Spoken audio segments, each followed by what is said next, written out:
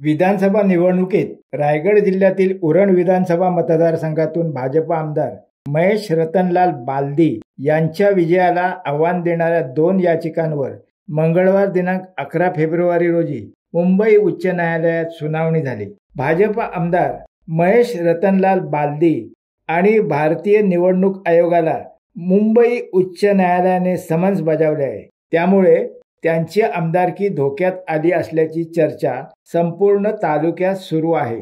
बालदी यांनी 2019च्या विधानसभा निवडणुकीत भाजपच्या पाठिंब्याने अपक्ष म्हणून निवडणूक लढवली होती। त्यानंतर गेल्या वर्षी त्यांनी उरण मतदारसंघातून भाजप उमेदवार म्हणून निवडणूक लढवत जिंकली होती। याचिकाकर्ते सुधाकर शांताराम पाटील यांच्या वतीने वकील राजेश कचरे यांनी उच्च न्यायालयात बाजू मांडली। मतदार असल्याचे सांगत सुधाकर पाटील यांनी मालमत्ता जाहीर न केल्याच्या आधारावर बालदी यांच्या निवडणुकीला आव्हान दिले आहे।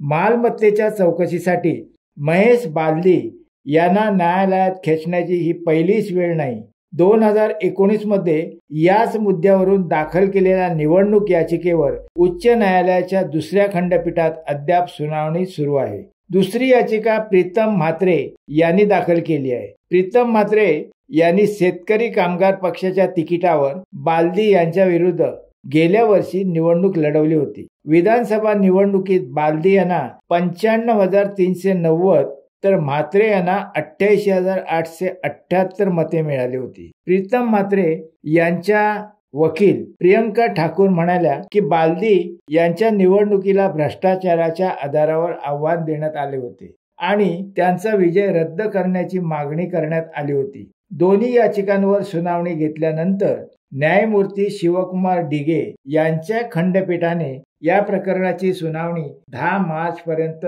तहकूब केली आहे। शिवसत्ता टाइम्स न्यूज ब्युरो उरण।